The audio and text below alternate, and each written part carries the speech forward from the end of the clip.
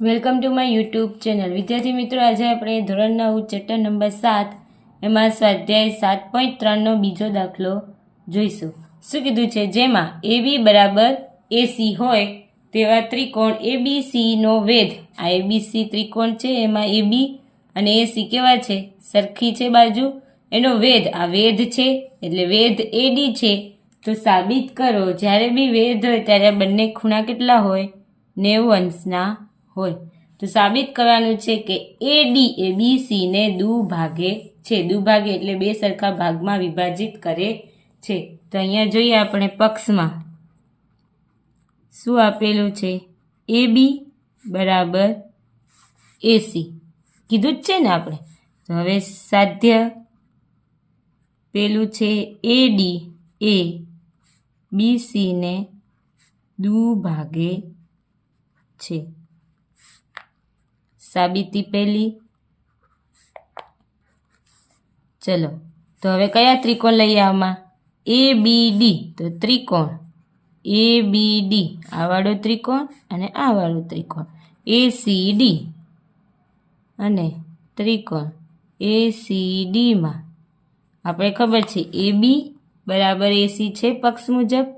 તો લખીએ AB બરાબર AC. પછી જો આમાં બેમાં સામાન્ય બાજુ કઈ છે? AD છે.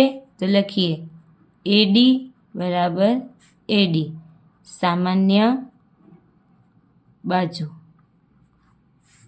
અને બીજું થશે, જો આ ખૂણો ADB અને ખૂણો ADC કેવો થશે? 90 અંશનો થશે. તો લખીએ ખૂણો ADB બરાબર ખૂણો ADC બરાબર 90 અંશ, એટલે કે કાટ ખૂણો. તો 3 આવી ગયું, બે બાજુ અને એક ખૂણો.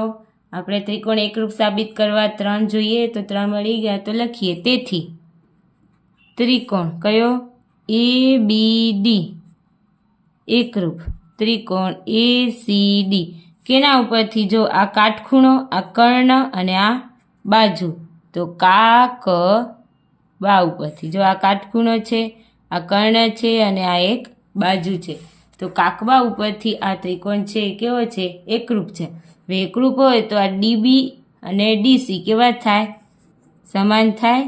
DB ઇક્વલ ટુ DC કેના ઉપર? CP CT મુજબ. તો અહીંયા લખીએ તેથી AD એ BC ને દુભાગે છે. થયું આટલું? ચલો બીજું શું કીધું છે આપણે? AD એ ખૂણો A ને દુભાગે છે. આ AD છે એટલે ખૂણા A ને દુભાગે, એટલે આ બે ખૂણા કેવા હોવા જોઈએ? સમાન હોવા જોઈએ. તો આપણે ત્રિકોણ સમાન એકરૂપ છે તો એ બે ખૂણા બી કેવા હોય? સમાન હોય. તો લખીએ ત્રિકોણ ABD અને ત્રિકોણ ACD માં આપણે લખીએ કયો ખૂણો? BAD. ખૂણો BAD બરાબર ખૂણો CAD.